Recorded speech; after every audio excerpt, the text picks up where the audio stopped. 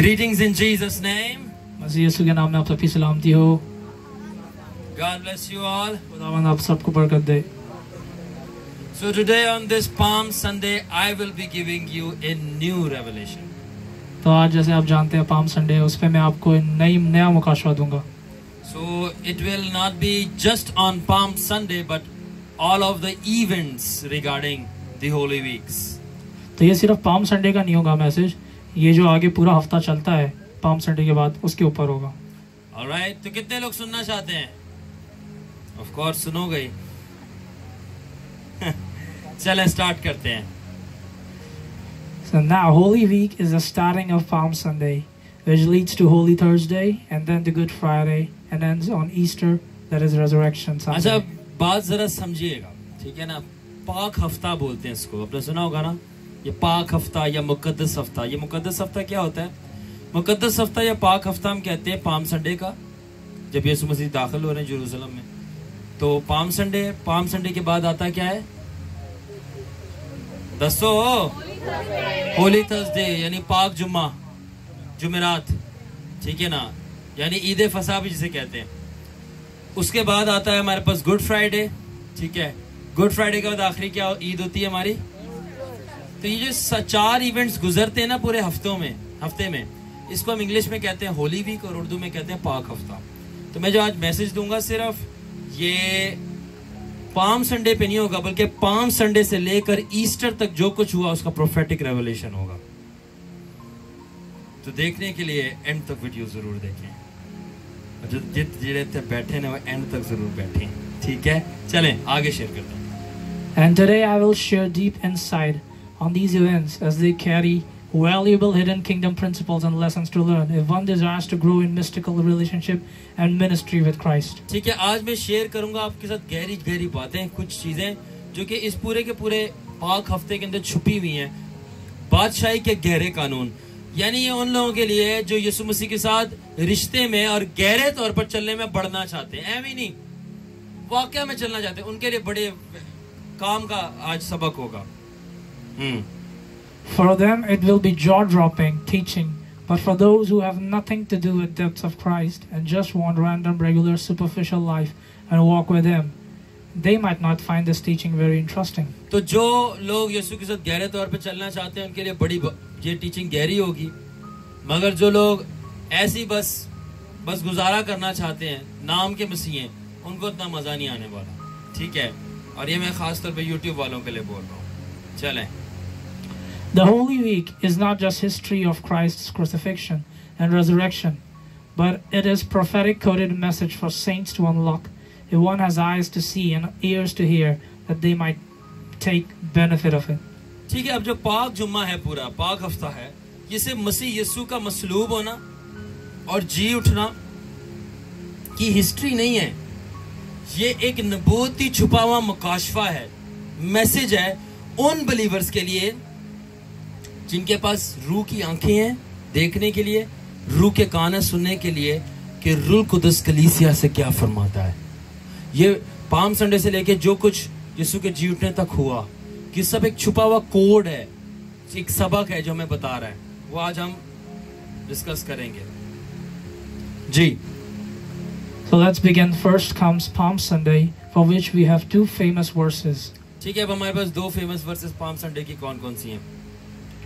First Matthew 21 verse 5. बस यही है। Second John 12 verse 13. ठीक है ना? मत्ती 21 बाब की 5 है, जिसके अंदर लिखा है, देख सयून की बेटी देख के तेरा बादशाह आता है, वो लादू पे सवार है, आपको पता है, ठीक है ना?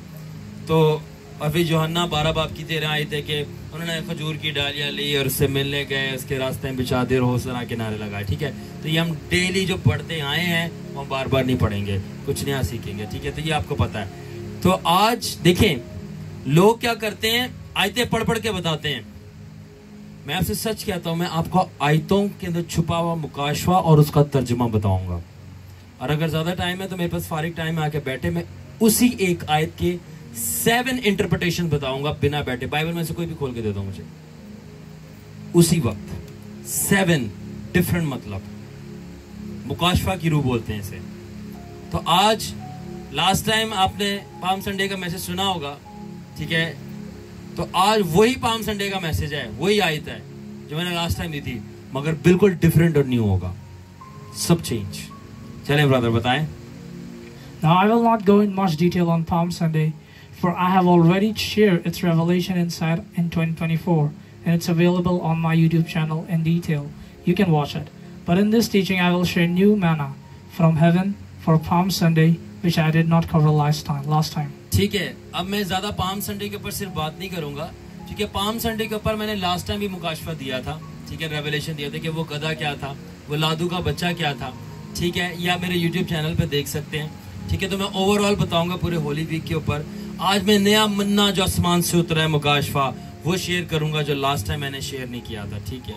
ऑल राइट, अब अपने डिटेल्स गौर से सुननी है समझने के लिए, okay. So the donkey is tied, and Jesus says to go untie the donkey and let's ride it to Jerusalem. And people there keep branches of palm tree before the donkey's feet, and it rides over it. And people shout Hosanna, which means the Lord saves. अब क्या हुआ कि donkey है, ठीक है, लादू का बच्चा या डोंकी, एक गधे के को यीशु मसीह ने बोला बच्चे को जाके अनटाई करो। डिटेल सुनना गौर से, सब सुन रहे हैं? यीशु मसीह ने क्या बोला? जाके अनटाई करो, रस्सी खोलो उसकी, क्या करो, और उसको मेरे पास लेके आया। और जब वो लेके आया तो उसके पास सवार होके वो जेरूसलम इंग्लिश में, उर्दू में यरूशलेम गया। और लोगों ने जो ब्रांचेस हैं पाम ट्री की, वो ये ब्रांचेस जो है हमने लगाई हुई हैं, ये ब्रांचेस रख दी और वो उसके ऊपर से वॉक करके गए और लोगों ने नारा मारा होशना और इंग्लिश में होज़ाना, जिसका मतलब है खुदावन बचाता है। ये सारी डिटेल्स आपको याद रखनी है। गधे का खोला जाना, गधे का ब्रांचेस पे चलना, लोगों का होसाना नारा लगाना, ये सब कोडेड मैसेज है। आगे क्या है बताते हैं चले। Now what's the prophetic meaning of all these events? अब इनका सब नबूती चीजों का होने का मतलब क्या है? Let's decode the meanings. When the donkey is tied, it's not moving, and when it is not moving, it never received the honor for palm branches to be laid at his feet. अब देखें, अब मैं इसका मतलब बता रहा हूँ। पहली बात, जब तक गधा बंधा हुआ है, अगर गधे को बांध दो, किसी जानवर को या इंसान को भी कहीं बांध दो, वो हिल सकता है? वहां उस जगह से हिल सकता है? पहली बात, वो हिल नहीं रहा। दूसरी बात, जब वो हिल नहीं रहा तो वो मूव नहीं कर रहा, और अगर वो मूव नहीं कर रहा तो उसको ये एजाज हासिल नहीं है कि वो कदम रखेगा खजूर की टहनियों के ऊपर, डालियों पे। कुछ समझे? जब तक बंदा है वो मूव नहीं कर रहा, जब तक मूव नहीं कर रहा तो उसके पास ये हक और एजाज भी नहीं है कि वो खजूर की डालियों के ऊपर कदम रखे और उसकी इज्जत अफजाई हो। अब क्या है? अब एक चीज नोट करनी, क्या है? Note that Christ has not yet won the real battle. It's just preparation for that coming victory, for he has come in Jerusalem to die. अब यहाँ पे एक बात आपको सीखनी है कि यीशु मसीह यरूशलेम में आया, वो जीता हुआ अभी नहीं है। क्या है? यीशु मसीह सिर्फ ये प्रेपरेशन है जीत की। हर एक मतलब को समझें। वो जब जेरूसलम में आया वो जीता हुआ नहीं, सिर्फ प्रेपरेशन है जीत की। उसने जीतना कैसे? जान दे के। ठीक है, अब आगे चलते हैं। Okay.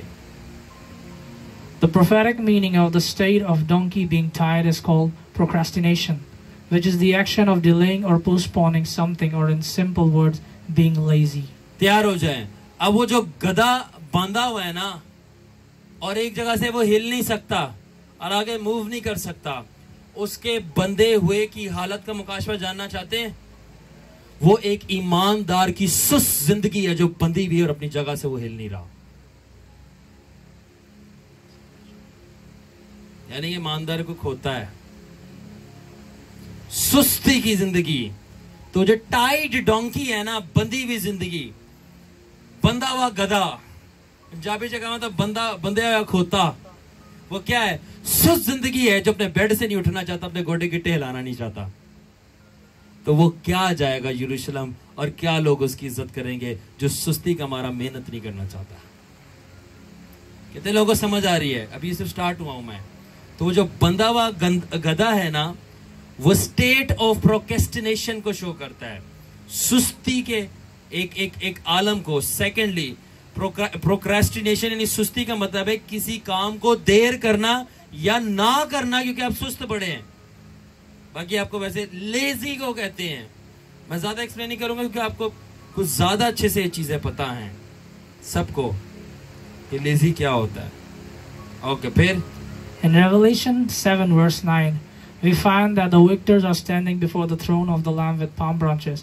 Therefore, the palm branches means victory. अब मुकाशवा 7 बाब की 9 आयत के अंदर हमें मिलता है कि जो लोग जीते हुए हैं बर्रा के तख्त के सामने खड़े होंगे, उनके हाथ में खजूर की डालियां थी. Alright, just like that. जब वो खड़े हुए खुदावन यीशु के तख्त के सामने मुकाशवा 7 बाब 9 आयत में, तो वो ऐसे डालियां लेके खड़े हुए थे, क्योंकि डालियों का नबूती मतलब है फतह. क्या मतलब है डालियों का? फतह. All right. उसके बाद क्या है? Then the act of spreading branches under the feet of donkey means marching into the victory and being honored. तो और अगर डालियों का मतलब फतह है, तो अगर गधे के आगे डालियां रखी जा रही हैं, उन पर चल के जा रहा है, तो क्या मतलब है? आप अपनी फतह में चल के अंदर जा रहे हैं. गधे का बंधा होना सुस्ती, डालियों का मतलब फतह, और डालियां आगे रख दी गई, आपके आगे फतह ला के रखी गई है. सुस्त बंदा है तो कैसे जाएगा वहां तक? कुछ समझ लग रहे हैं?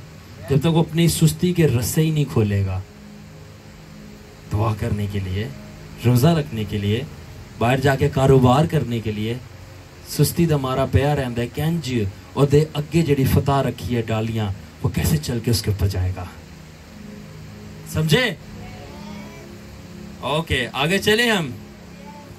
ओके, फिर And people shouting Hosanna means it is the Lord who saves us. But how? By giving us the victory over whatever things we are fighting. और फिर लोगों ने नारा मारा होसाना. क्या लगाया? होशाना या होसाना नारा, जिसका मतलब है खुदान बचाता है. मगर कैसे? ऐसे बचाता है कि जिन चीजों से हम लड़ रहे हैं उन चीजों का जवाब देकर. आगे हम डिस्कस करेंगे. फॉर एग्जाम्पल, उनके ऊपर फतह देके. कैसे? For example, if we are fighting a demon of fear and we win over that fear, therefore the Lord saved you from that fear by making you win, have victory over that fear. अगर आप एक बदरू से लड़ रहे हो जो डराती है आपको, और आप उस डर के ऊपर गालिब आ जाते हो, तो ये जो आपका डर के ऊपर गालिब आना है ना, अपनी सुस्तियों को खत्म करके ताकि दुआ के जरिए जंग करो और उस बदरू पे गालिब आओ, तो ये जो गालिब आना है ये फतह है आपकी. कि अब आपको डर नहीं लगता अकेले में. किससे? बदरूहों से. ये फतह है आपकी. मगर ये फतह कैसे हासिल हुई? जब आपने अपने हड्डियां हिलाई, सुस्ती छोड़ी कि मैं दुआ करूं, और फिर वो बदरू भाग गए. सी, आगे आप समझते जाएंगे. Okay, yes, okay. सभी तो देखिए मेरी तरफ, देखो. Now if you connect all the prophetic meanings we have, तो अगर हम सब इन नबूती बातों को जो मैंने बताया अब मैं जोड़ रहा हूं, तो इसका क्या मतलब निकलता है? जरा सुने गौर से. when we untie ourselves from procrastinations, that is being lazy, to start praying and doing what is demanded of us to God, God's work, then like Christ was being prepared for victory, we are also in spirit made ready for victory and breakthroughs in our life, and like donkey march over those branches, we march into our victories. अब इसका मतलब सुने एक साथ, जो मैंने शुरू में सारी चीजें बताई थी. अगर हम अपने आप को सुस्ती के रस्से से निकालें बाहर, गधा किसमें बंधा हुआ था? अगर हम अपने आप को सुस्ती की रस्सी से बाहर निकालें और दुआ करना शुरू करें और वो काम करना शुरू करें सुस्ती हटा के, जो कि जरूरत है करने की, तो फिर क्या होगा? ये स्टॉप हुआ. तो क्या होगा अगर हम सुस्ती से निकालें और वो काम करना शुरू करें जिसकी जरूरत है हमें? तो जिस तरह यीशु मसीह यरूशलेम में जाके तैयार हो रहा था अपनी फतह के लिए, तो हम जब वो काम करना शुरू करेंगे जिसकी हमें जरूरत है, हम रूह में तैयार होंगे फतह के लिए, और हम भी उस गधे की माने तो यीशु मसीह के तरह हम उस अपने फतह में एंटर करेंगे. किस तरह? जब सुस्ती छोड़ोगे आप लोग. Alfred, just pause the video for a while. Praise the Lord. Yes. For as long as the donkey was tired, it never marched over branches. As long as you don't do anything due to your procrastination, you cannot experience victory. For to the person tired with procrastination, honor cannot come its way. तो जब तक गधा बंधा हुआ था भाई, वो टहनियों के ऊपर, डालियों के ऊपर नहीं चला। जब तक आप सुस्ती में बंधे हुए हैं तो आपको भी कुछ नहीं मिलने वाला, समझे? जब तक आप सुस्ती में बंधे हुए हैं आपको कुछ नहीं मिलने वाला। जब वो खोला गया तब जाके वो डालियों में गया। जब आप अपने आप को सुस्ती से निकालेंगे तब जाकर आप अपनी फतह में एंटर करेंगे। ये बड़ा प्रोफेटिक मैसेज है, समझे? और फिर जब उसके ऊपर सामने डालियां रखी गई तो उसकी इज्जत हुई। जब आप सुस्ती से बाहर आएंगे और जो काम करने की जरूरत है वो काम करेंगे तो उस काम की वजह से फिर आपकी भी इज्जत होगी। तो काम तो आप करोगे नहीं, क्यों? क्योंकि आप सुस्त हो। तो सुस्ती से बाहर आओगे, काम करोगे। जब काम करोगे, जब डोंकी ने, गधे ने काम किया कि चल के गया, जब आप चल के अपने काम जाओगे, खिदमत जाओगे, मुनादी करोगे, तब जाके आपको भी इज्जत मिलेगी और इज्जत के बाद फतह मिलेगी। समझ आ रही है? सिंपल बातें। और आने वाले वक्त में मैं यहीं पे प्रेयर कर रहा था, खुदा ने मुझे सुस्ती की बदरू भी दिखाई है कि वो किस तरह का रियल में मैंने देखी सामने। मैं इसके ऊपर कभी बाद में मैसेज प्रीच करूंगा कि किस तरह सबसे ज्यादा जो किलर डीमन है वो लस्ट और प्राइड नहीं, वो सुस्ती है। क्या आपको पता ही नहीं होता? तो जो ज्यादा सोते हैं वो होशियार हो जाएं जरा। ओके,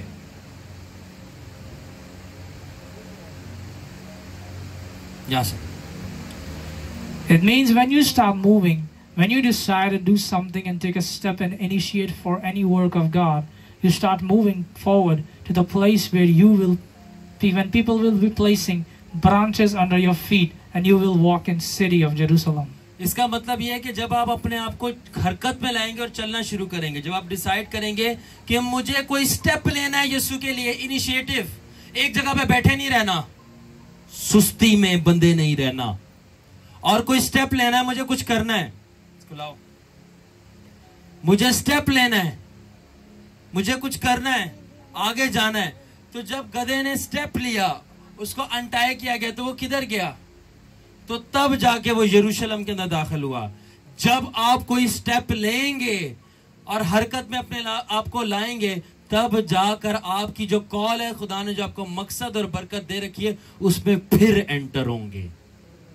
स्टेप लें, घर पे ना बैठे रहें, नौकरी का रोना ना रोते रहें, कमजोरियों का रोना ना रोते रहें, पैसों का रोना ना रोते रहें, रिश्तेदारों का रोना ना रोते रहें, या XYZ जो भी आपका चैलेंज है उसका रोना ना रोते रहें। वो सुस्ती ने आपको बांधा हुआ है गधे की तरह, अनटाई करें और स्टेप लें, फिर जाके आप अपने यरूशलेम में जाएंगे जहां पे आपकी जीत आपका इंतजार कर रही है। Understand? It all prophetically means people who end their laziness take actions in their life to do something about their situation, to move forward in their lives ahead, will succeed, and their movement denotes they are marching into whatever kind of victory they need. तो इसका नबूती मतलब ये है कि वो लोग जो अपनी सुस्ती पे गालिब आते हैं और कदम उठाते हैं कुछ करने के लिए, अपने हालात के बारे में, वो ही आगे जाते हैं और तरक्की उनके कदमों को चूमती है, जिस तरह उस गधे के कदमों को टहनियों ने चूमा था। समझ आ रही है कि नहीं आ रही? और फिर जो भी उनको फतह चाहिए होती है, चाहे रूहानी हो, दुनियावी हो, रुपए पैसा की हो, चाहे कोई और हो, फिर जाके उनको वो फतह मिलती है। कदों जब आप हिलाते हो, उसको कुछ हिलाते हो। Okay, Because the rule is simple. If you keep walking, you keep moving forward. Likewise, if you keep praying consistently, you keep growing consistently toward the point where you will find your Jerusalem, the place of your breakthrough, and you will march over your victory. तो कानून simple है। सब मेरी तरफ देखें, ये टहनियों से खेलना छोड़ दें।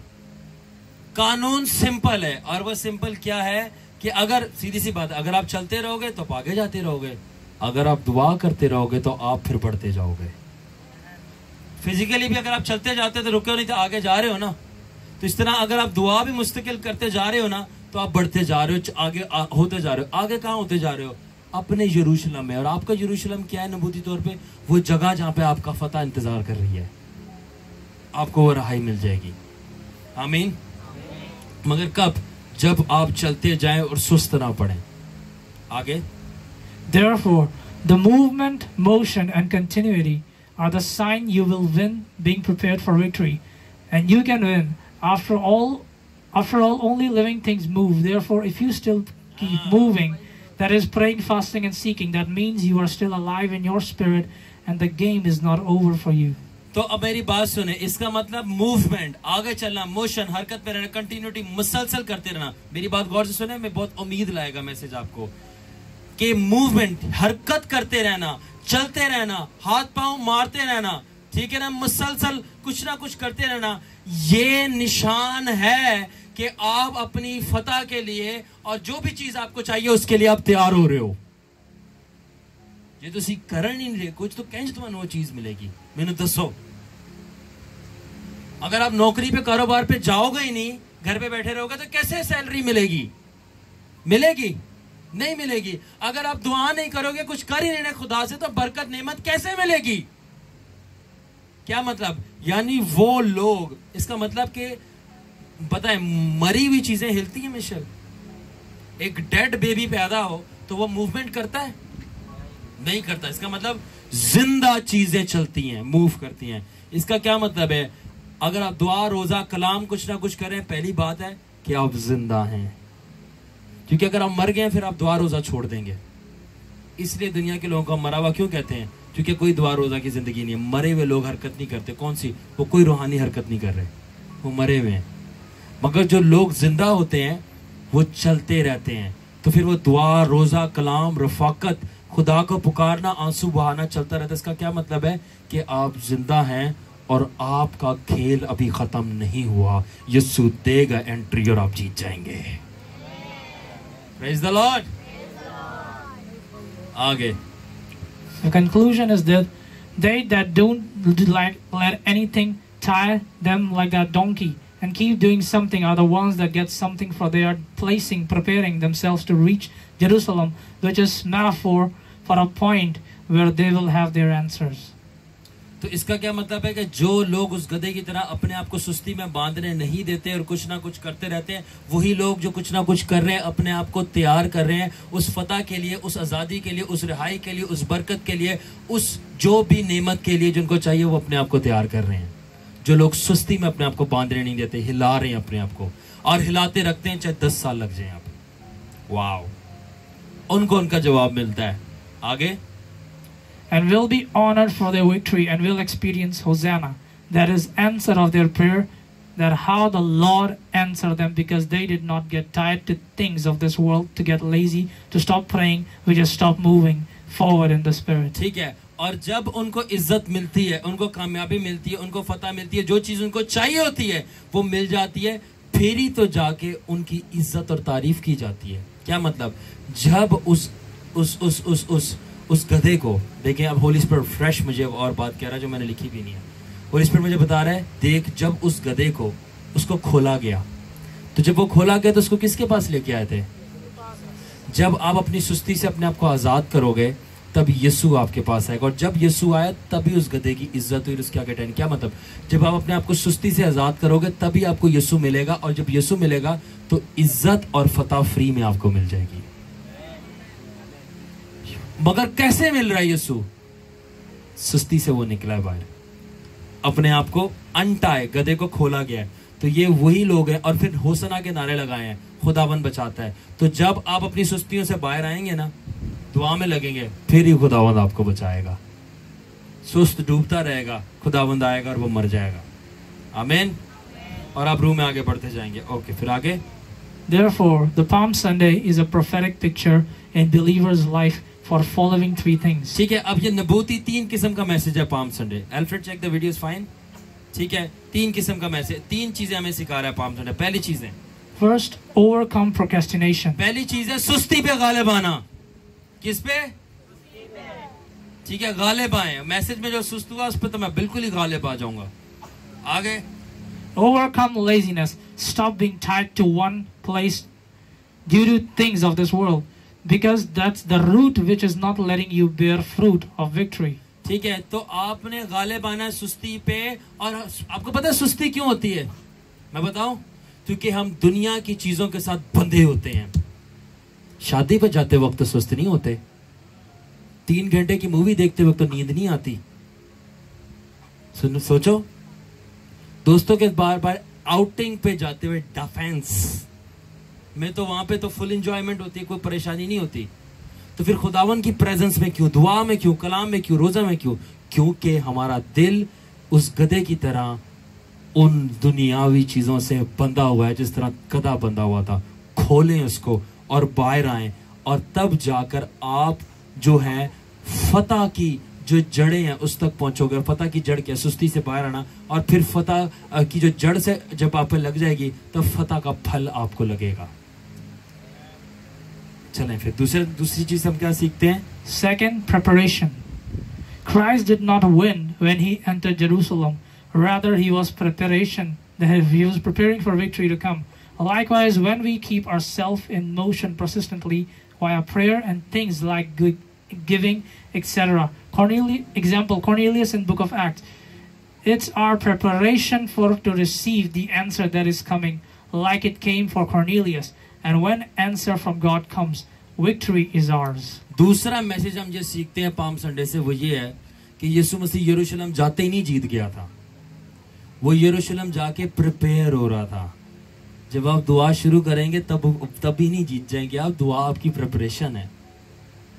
कुछ समझ लग रही है कि मैं तो दुआ करन डे को होया ही नहीं है कुछ, तो होएगा भी नहीं। वो तैयारी है आपकी, आपको तैयार किया जा रहा है, ठीक है। और दुआ के साथ साथ अब हर वो चीज जो आपकी तैयारी में शामिल आप करते रहेंगे, आप अपनी जीत के लिए, और जीत क्या है? आपकी दुआ का जवाब आ जाए, ये जीत है आपकी, उसके लिए तैयार होने। क्या अमाल की किताब में कर्नेलियस ने नहीं ऐसे किया था कि दुआ के साथ साथ वो खैरात देता गया और उसको पता ही नहीं था, अचानक वो दुआ वही करने गया था और फरिश्ता उसके सामने आके खड़ा होकर वो डर गया।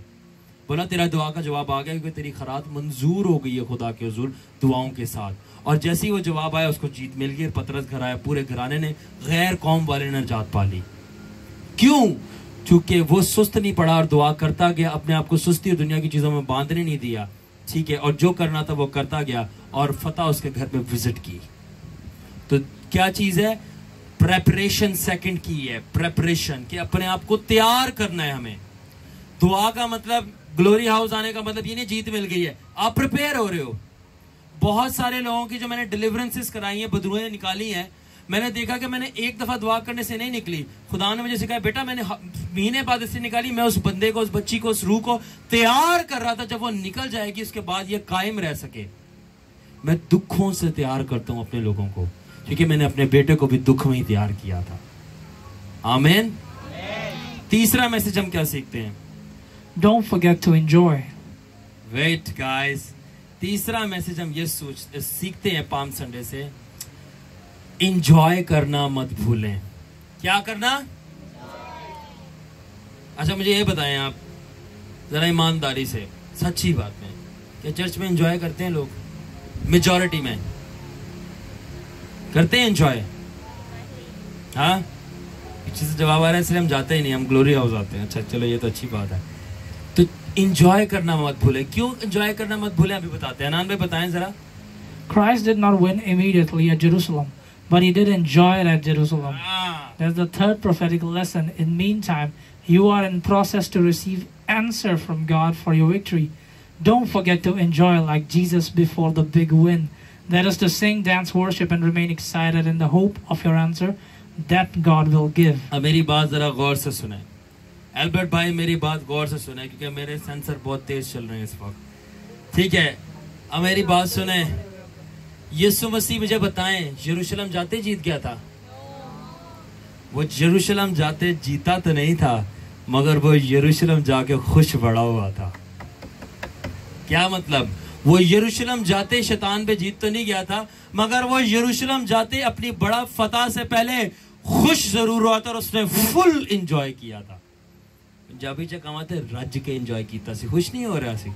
जब गधे पे जा रहा है, आगे टैल डालियां, कपड़े बिछाए जा रहे हैं, नारे लग रहे हैं, खुदावन हंस रहा है, पीछे से बोला कि खुदावन इनको मना कर, ने बोला इनको मना कर दिया, पत्थर जी बोलना शुरू हो जाएंगे। खुश हो रहा था। और खुश कैसे हो रहा था? डांस करें। जब तक आपको दुआ का जवाब नहीं मिल जाता, उस मेन टाइम में वो आपकी प्रिपरेशन तो हो रही है, सुस्ती से तो बाहर आप आए हो तभी दुआ कर रहे हो, मगर उस मेन टाइम में जीसस को एंजॉय करना मत भूले और मुंह बना के मत बैठे। जब तक आपकी दुआ का जवाब नहीं आया था, वो बदरू नहीं छोड़ देती, आप उस बदरू की वजह से मुंह अपना मत बिगाड़ें। बोले मेरा जवाब आ रहा है, और जब तक जवाब आ रहा है मैं इंजॉय करता रहूंगा और करती रहूंगी। क्योंकि यीशु ने भी फतह फौरन एक्सपीरियंस नहीं की यरूशलेम जाके, उसने एंजॉय किया। हालांकि आगे दुख सहना था उसने बोला दुख तो बाद में सहूंगा, मगर आज तो मुझे एंजॉय करने दो। कल तो मुझे दुख सहना है, कब? गुड फ्राइडे वाले दिन तो मुझे दुख सहना है, मगर आज तो मुझे एंजॉय करने दो। इसलिए आज पाम संडे वाले दिन मैं डांस कर रहा था, मैं गा रहा था। और क्यों? अपने जवाब की उम्मीद में। भाई मेरे को पता है, मैंने ईमान रखा है मेरा जवाब आएगा, तो मैं दुखी क्यों हूं फिर? अब मुझे पता है मेरी बदरू निकल जाएगी, मेरी बीमारी चली जाएगी, मेरा कर्जा उतर जाएगा, मेरी कमजोरी चली जाएगी, मैं जिस चीज में फंसा हूं मैं निकल आऊंगा। मुझे उम्मीद है, तो मैं जब उम्मीद है तो फिर मुंह क्यों बनाऊं मैं? बताएं, मैं क्यों बेवकूफ बनूं शैतान से? जब मुझे उम्मीद है कि वो चीज आ रही है कि मैं सही हो जाऊंगा, तो फिर मैं क्यों मुंह बना के बैठूं? फिर मैं नाचूंगा, गाऊंगा पगलों के समान, होश में ना रहूंगा, मेरा राजा है मां। तो मैं तो डांस करूंगा। और जो लोगों को इतराज है डांस करता है, ये स्टेप लगाता है, वो इसी वक्त अनसब्सक्राइब करें और चले जाएं, ब्लॉक कर दे मुझे अगर यूट्यूब पे होता है। जाओ काम करो अपना, मजहबी लोगों से मेरा कोई वास्ता नहीं है। अपने मजहब का थोड़ा सर पे मारो, सर फाड़ लो अपना। हमारा तो सर नहीं फटता, हमने नजात का वो हेलमेट पहना हुआ है, हम मजहब से बरी हैं। हम तो डांस करेंगे, खुशी मनाएंगे, क्योंकि हमें पता है हमारा जवाब आ रहा है। हालेलुया, हमारा जवाब आ रहा है, हम तो खुश होंगे। पर तुम नहीं खुश हो रहे क्योंकि तुम्हारा आता जो नहीं है, तो उम्मीद ही नहीं है। हाँ जी, आगे। Let's conclude. By overcoming laziness, we prepare ourselves by doing the work needed without lame excuses to march into our victory. But in meantime, as victory comes, don't forget to enjoy it like Jesus. मैं पूरा palm Sunday का message conclude कर रहा हूँ, और वो क्या है कि सुस्ती के ऊपर गालिब आने से हम अपने आप को तैयार करते हैं उस काम के लिए जो करना लाजिम है, हमें बिला वजह की वजूहात दिए बगैर। मुझे शीका आ गई थी, मुझे नजला आ गया था, मैं बीमार हो गया था। अच्छा, जब आप बीमार होते हैं ड्यूटी पर तो आप पहुंच जाते हो, चर्च नहीं आया जाता। चले मैं आपकी सैलरी लगाता हूँ, आपकी 1 लाख सैलरी, तो फिर आप चर्च भी आएंगे। तो ये मत बोलें कि नहीं आया जाता, वजूहात नहीं आने की आपके पास। जितने पैसा मिल रहा है तो सिर्फ 5 के टाइम पे जा रहे हो वहां पे, क्यों? पैसा मिल रहा है ना, सैलरी कट जाएगी। और जब जिंदगी मिल रही है मगर उसमें पैसा नहीं है, तो आप लेट हो रहे हो। गेस व्हाट, अब आप जिंदगी से बाहर रहो, फिर कैसा मजा आएगा? हेलो, कैसा? ड्यूटी पे जाते ना टाइम पे, कैसा? फिर पैसा मिल रहा है ना वहां पे, बाकी सारे काम करते हो ना प्रॉपरली, खिदमत नहीं करते। आप फैक्ट्स को कंपेयर करें। बाय द वे, एक बुक है बहुत ज्यादा वरी के ऊपर, मैं आपको बाद में बताऊंगा, वो आप पढ़े। उसके अंदर ये कि फैक्ट्स को कंपेयर करें, आपको पता चल जाएगा। मतलब अब जीसस और दुनिया के फैक्ट्स कंपेयर करें, आपको पता चलेगा हम दुनिया की चीजों में ज्यादा फेथफुल हैं, क्योंकि उनसे हमें पैसा मिलना होता है। मगर जहां से इटर्नल लाइफ मिलनी है, हम वहां पे सीरियस नहीं होते। फिर एंड में बड़े सीरियस होंगे जब बादशाही से बाहर और दोजख की आग में होंगे। उस वक्त फिर पता चल जाएगा कि क्या चीज ज्यादा जरूरी थी। I am telling you.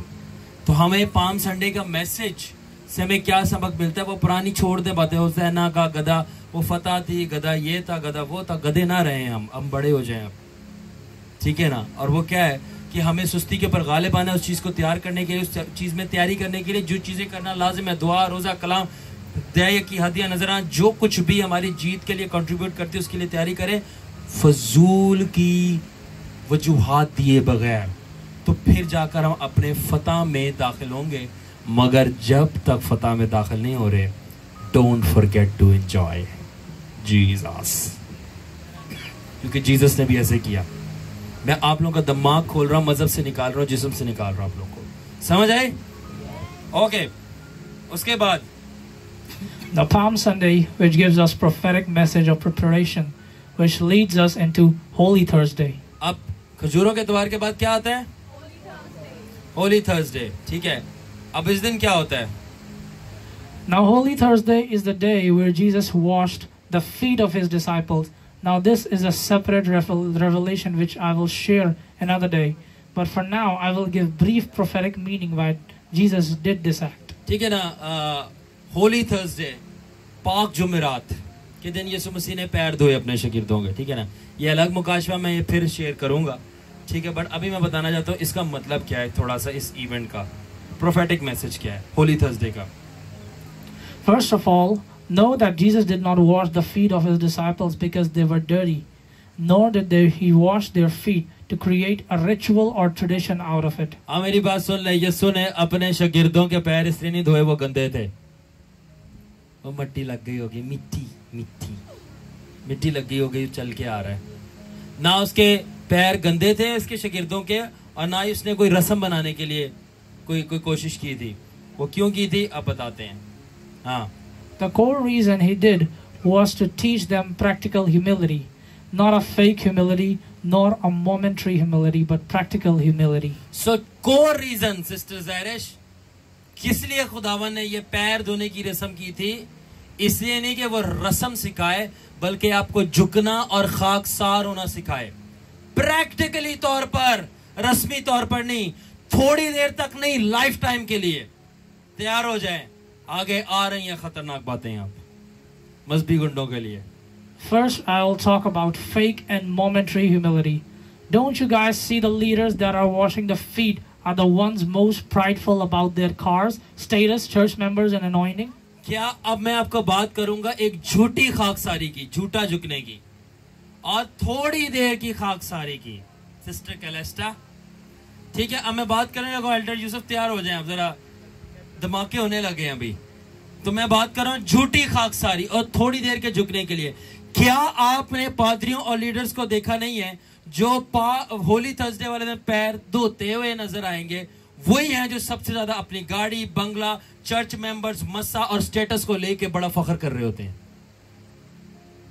तो पैर धो के भाई आप क्या साबित कर रहे हो हमें? क्यों अल्बर्ट साहब?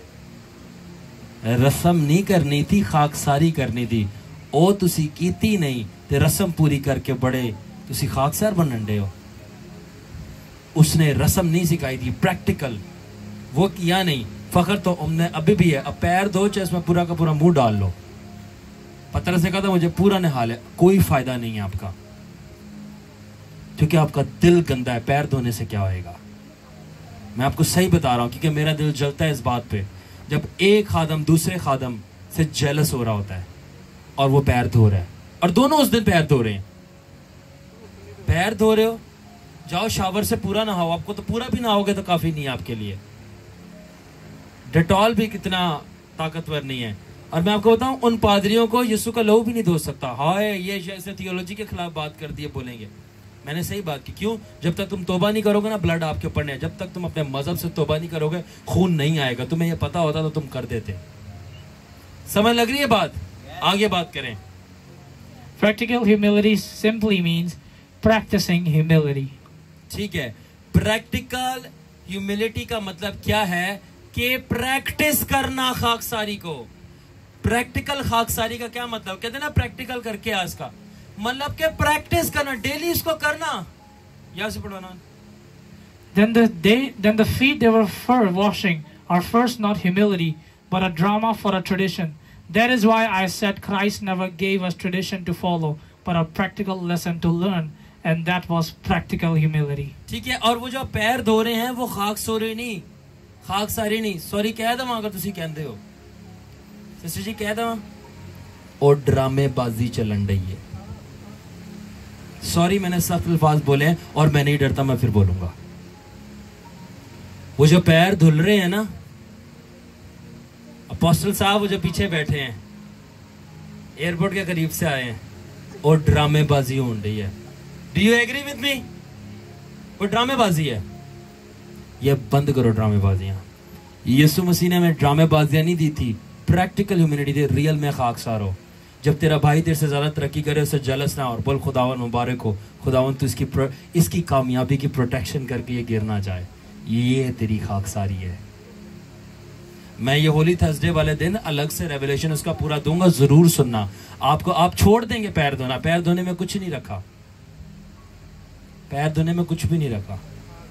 जिस चीज में रखा था वो तो आपने की नहीं, और वो था दूसरे के आगे झुकना, दूसरे को माफ करना, खाकसार होना। और अपने भाई की कामयाबी से नहीं जलना।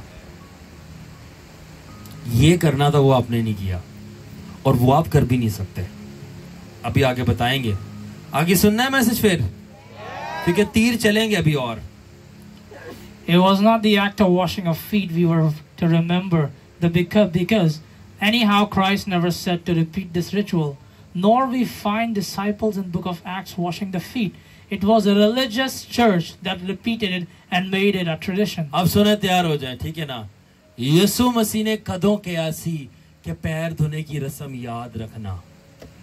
बताओ बताओ बताओ, जल्दी जल्दी जल्दी जल्दी, ये मैसेज काट के भेज दो सब लोगों को, ये clip.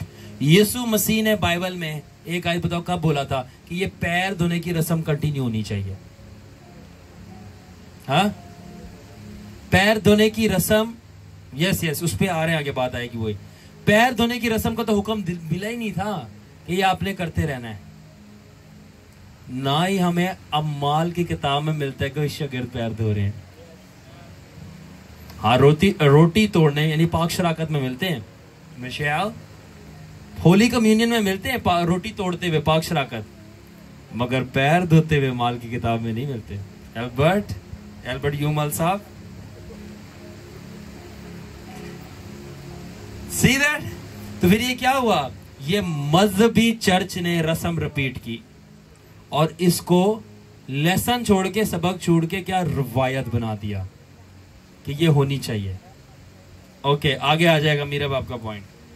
The Holy Communion was set to be remembered until he came back, not washing feet. वो पाक शराकत यीशु मसीह ने कहा था, मेरे मैं जब तक आ नहीं रहा था ये लेते रहना। ये कब कहा था? जब तक मैं आ नहीं था, पैर धोते जाओ धोते जाओ धोते जाओ धोते जाओ। अब बहुत मसला होएगा इनको, क्यों? क्योंकि जब खालिस टीचिंग आती है रिवायतें टूटती हैं। ठीक है, पैर आप धो रहे हो, दिल नहीं धो रहे। पैर धो रहे हो, दिल नहीं धो रहे। घर घर जा जाके बुराइयां कर रहे हो। ये आप प्रीचिंग, ये आपकी घर जाके बुराइयां करना। अब मैं स्माइल्स देख सकता हूं कुछ लोगों के चेहरे पे, लोग एक्साइटेड हो रहे हैं। मसाला, गरम मसाला, हरा मसाला, शान वाला, ये सलमान भाई ज्यादा बेहतर जानते हैं कौन कौन से होते हैं। पीछे से आवाज है, ये शाहरुख वाला। अरे भाई, वो बादशाही का मसाला है, वो बादशाही का, वो किंगडम का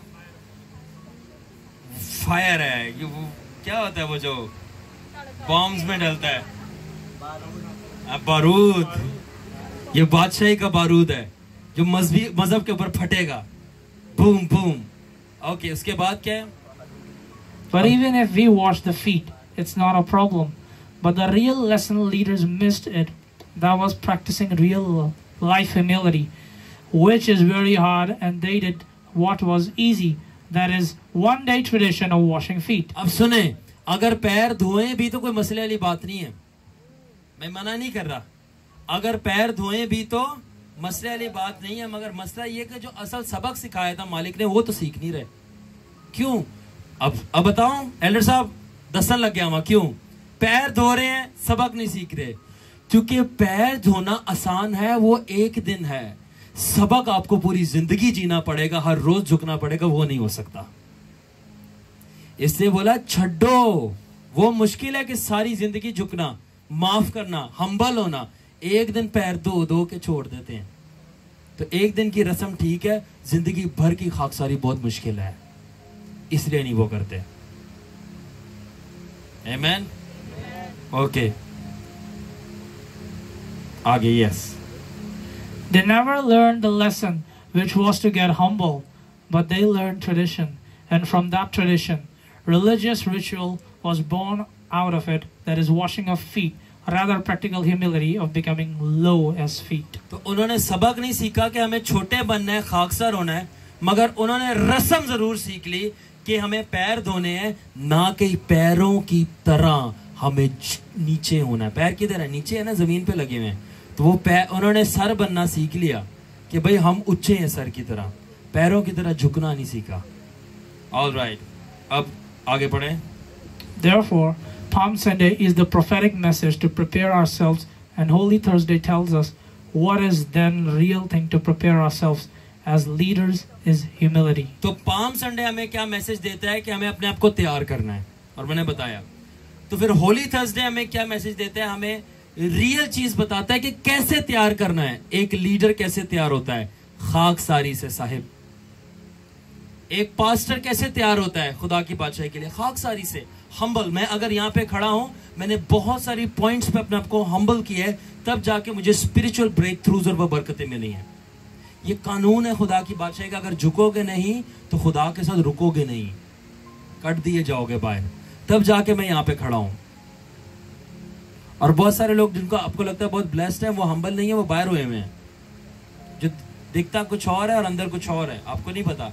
तो पाम संडे में मैसेज देता है क्या एल्बर्ट, हमें तैयार होना है. यीशु मसीह ने गधा खोला लेके गया, वो तैयारी थी जीत की. होली थर्सडे में क्या मैसेज देता है कि कैसे तैयार होना है, और वो था खाकसारी का मैसेज, पैर धोने के जरिए सिखाया गया.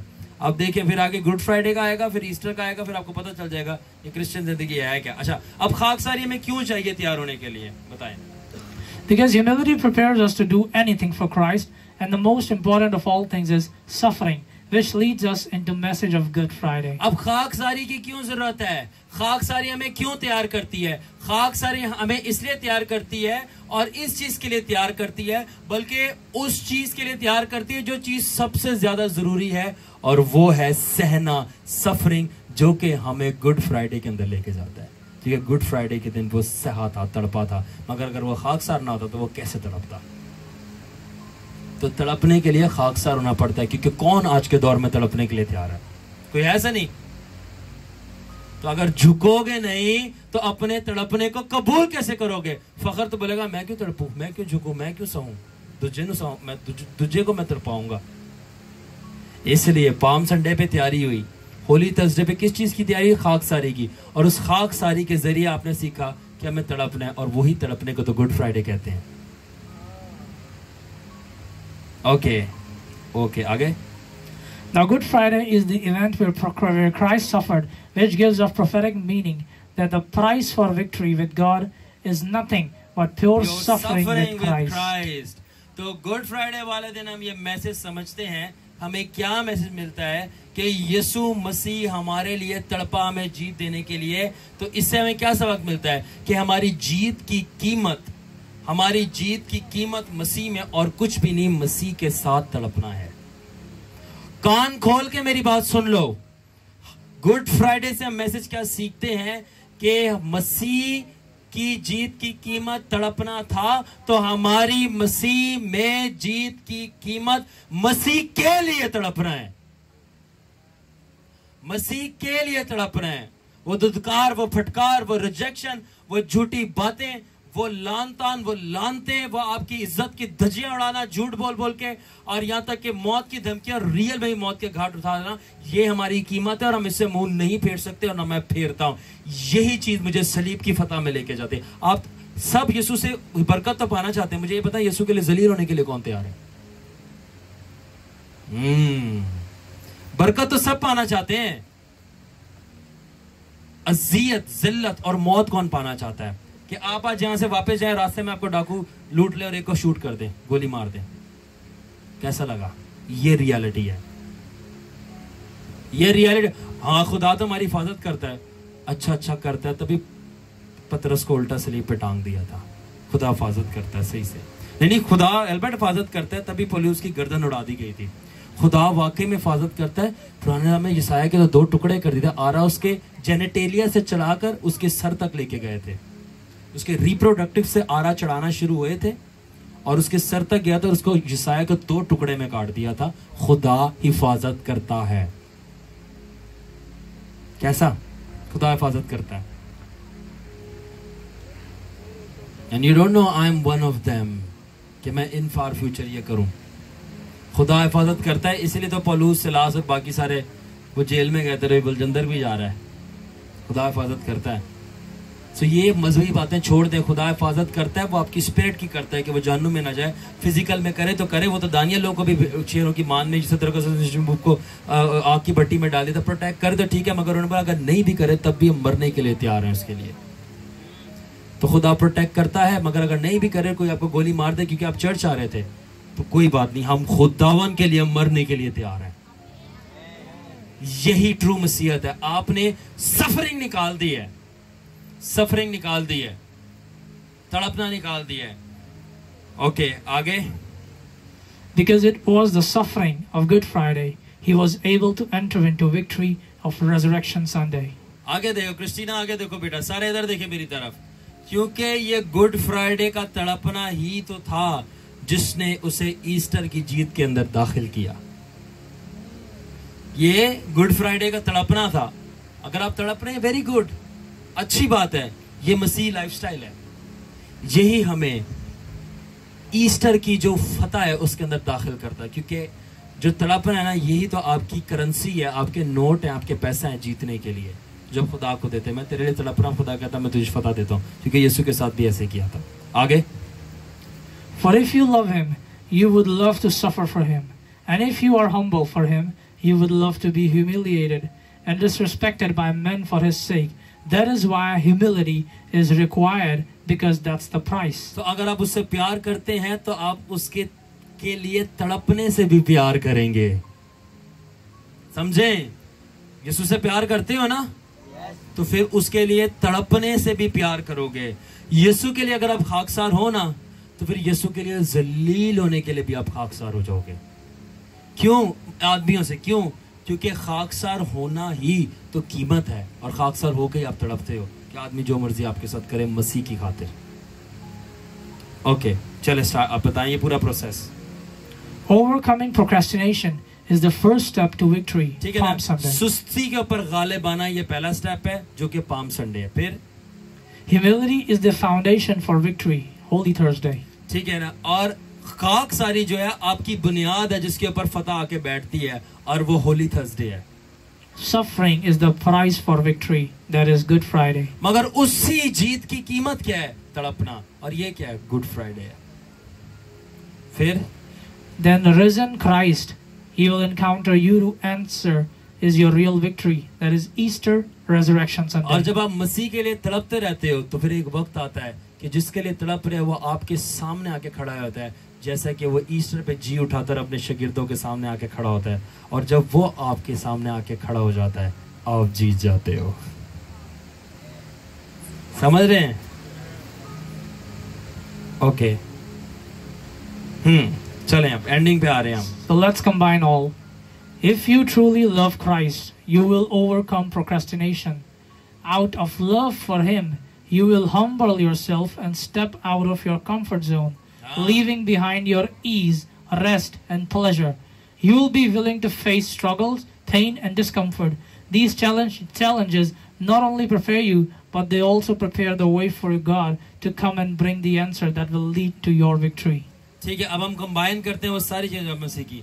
अगर आप वाकई में यीशु से प्यार करते हो तो आप सबसे पहले सुस्ती पे गालिब आओगे, और उसकी मोहब्बत की वजह से आप अपने आप को झुकाने और खाकसार होने के लिए तैयार हो जाओगे, जिसका मतलब है कि मैं अपने कंफर्ट जोन से बाहर आऊंगा, मैं अपनी आसानी से बाहर आऊंगा, मैं अपने मजे से बाहर आऊंगा, मैं अपने आराम से बाहर आऊंगा। ठीक है? और बाहर आके क्या करूंगा? और बाहर आके मैं अजियत का, पेन का, दर्द का, टॉर्चर का सामना करूंगा और उसको अपने सीने से लगाऊंगा। ठीक है? क्यों? क्योंकि यही वो सब चीजें हैं जो मेरे लिए रास्ता बनाती है कि मैं खुदा की विक्ट्री को हासिल कर सकूं, बल्कि खुदा के लिए भी रास्ता बन जाता है कि खुदा आप तक आ जाए और आपको फेस टू फेस एनकाउंटर करे। आमीन। तड़पने से। ओके, आगे। Preparing yourself is like Palm Sunday, but it's through humility, like on Holy Thursday, that you're ready to suffer for Christ on Good Friday, so you can share his victory on Resurrection Sunday. ठीक है, जब एक मसीह अपने आप को तैयार कर रहा होता है तो उसकी जिंदगी पाम संडे से गुजर रही है, दुआ और रोजे में ठहरा हुआ है, वो अपने आप को तैयार कर रहा है। तो ये मसीह जिंदगी का क्या चल रहा है? Palm Sunday. मगर जब वो अपने आप को छोटा करना शुरू हो जाए खुदा के आगे, लोगों के आगे, तो उसकी जिंदगी का होली थर्सडे शुरू हो गया। मगर जब वो आगे अपने आप को छोटा करके उसने अपने अजियत को कबूल कर लिया है और लोग अब उसको लान तान कर रहे हैं, तो उसकी जिंदगी का गुड फ्राइडे चल रहा है। मगर जब वो इन सारी चीजों के ऊपर गालिब है, तो मुबारक हो, वो ईस्टर के अंदर आ गया, वो जीत चुका है। ठीक है?